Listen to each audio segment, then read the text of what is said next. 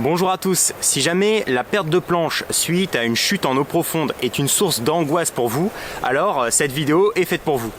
A priori, tout le monde sait qu'il faut effectuer une nage tractée quand on est tombé et qu'on a perdu sa planche. Mais alors si tout le monde le sait, pourquoi on voit des pratiquants qui stressent autant lorsque ça arrive ?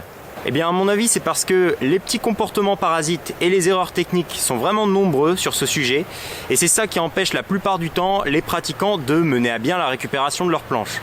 Dans cette vidéo, on va décrypter toutes ces petites erreurs pour que vous vous sentiez à l'aise avec le fait de tenter des nouvelles choses, même si ça implique de tomber et de se retrouver avec sa planche loin de soi.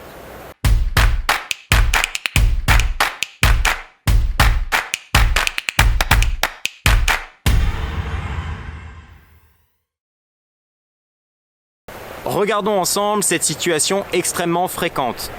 Vous êtes tombé, la planche est au vent par rapport à vous et vous vous êtes sous le vent avec le kite à midi.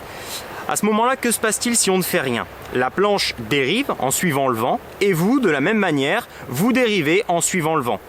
Sauf que la planche a une prise au vent qui est minime et vous avez un cerf-volant de taille conséquente qui vous fait dériver. Donc si vous restez comme ça, avec un kite à midi et que vous ne faites rien, chaque seconde qui passe, vous vous éloignez de plus en plus de votre planche.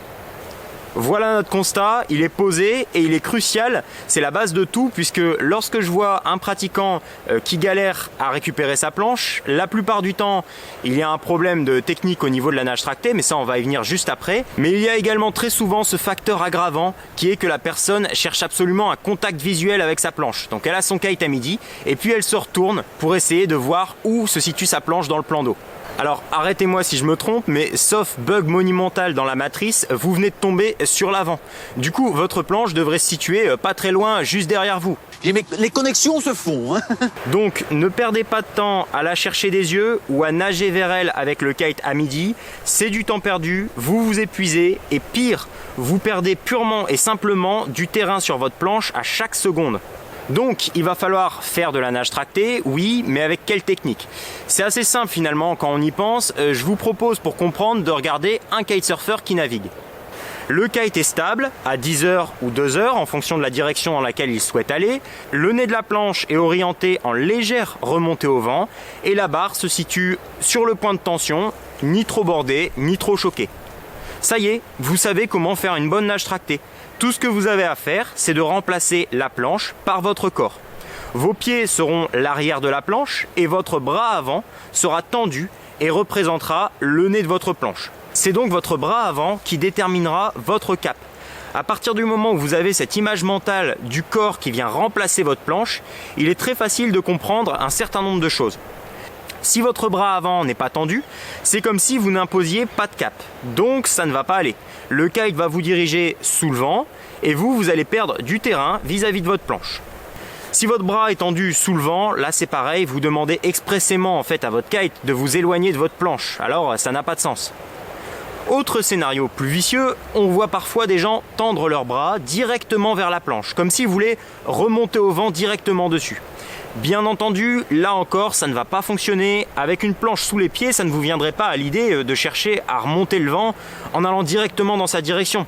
Donc là, c'est pareil, ça ne va pas fonctionner. Vous allez encore une fois descendre au vent.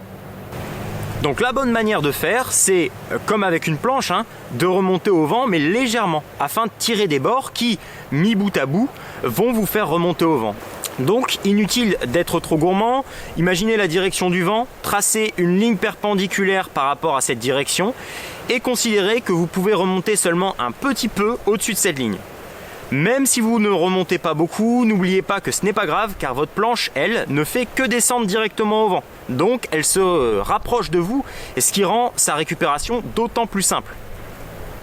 Le dernier piège dans lequel vous pouvez tomber intervient au moment du changement de direction d'un bord à l'autre. Par exemple, ici, je veux passer de tribord à bâbord et au lieu d'avoir un kite qui passe tranquillement par le bord de fenêtre pour changer de direction, le kite traverse la zone de puissance. Par conséquent, il me tire en générant un gros déport sous le vent. Ça, c'est très mauvais car vous comprenez bien que vous venez de gâcher tous les efforts que vous venez de produire pour essayer de remonter. Donc pensez bien à effectuer vos changements de direction avec un kite qui monte tout doucement le long du bord de fenêtre jusqu'à midi et qui descend tranquillement de l'autre côté. Je vais maintenant vous montrer la situation la plus frustrante que vous puissiez rencontrer lors d'une tentative de récupération de planche en nage tractée. Regardez. Le pilote vient de remonter sur la planche, ça y est, il la tient, mais elle reste au vent par rapport à lui. Et en la regardant pour l'attraper, il fait une toute petite erreur de pilotage de rien du tout, ça va le déporter sous le vent sur une petite distance, mais le mal est fait. Vous voyez, il est de nouveau distancé et il va falloir tout recommencer. Alors ça, quand on est débutant et qu'on vient de passer 10 minutes en pleine mer avec des creux d'1 mètre à essayer de remonter sur sa planche, qu'on la tient du bout des doigts et qu'elle nous échappe, on a clairement envie de s'arracher les cheveux. Donc voilà le conseil que je donne à tous mes élèves. Considère que tu es revenu sur ta planche, que c'est gagné lorsqu'elle est devant toi.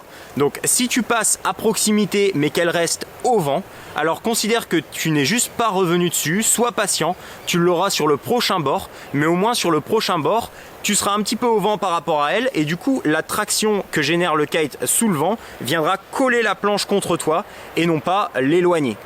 Plus vous pratiquerez votre nage tractée, moins ça sera fatigant et moins vous aurez peur de perdre votre planche. Alors, comme d'habitude, n'attendez pas le moment critique, le moment où vous êtes dans une situation réelle, vous avez perdu votre planche, il y a le stress, etc. Travaillez volontairement la récupération de votre planche en nage tractée en la jetant derrière vous sur un plan d'eau qui est relativement facile au début et puis augmentez la difficulté petit à petit. En tout cas, entre la remontée au vent et la récupération de planches en nage tractée, la vie d'un débutant en kitesurf est loin d'être évidente. Souvenez-vous-en quand vous aurez progressé et apprenez à aider votre prochain en récupérant des planches de kitesurfers en difficulté pour pouvoir leur ramener. Le tutoriel est disponible sur ma chaîne, je vous mets le lien juste en haut. Je vous remercie d'avoir suivi cette vidéo aujourd'hui et je vous dis à la prochaine pour une nouvelle vidéo.